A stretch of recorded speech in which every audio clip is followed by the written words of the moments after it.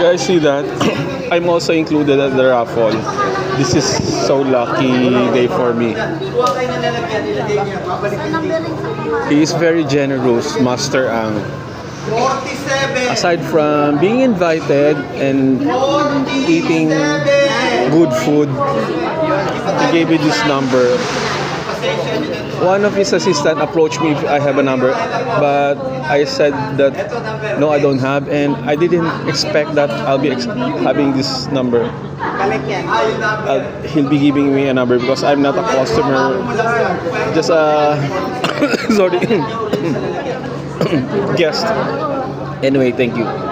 See that? So once I'm being told, Number 3. there's a Number 3. lots of gifts over there. Oh, thank you, Lord.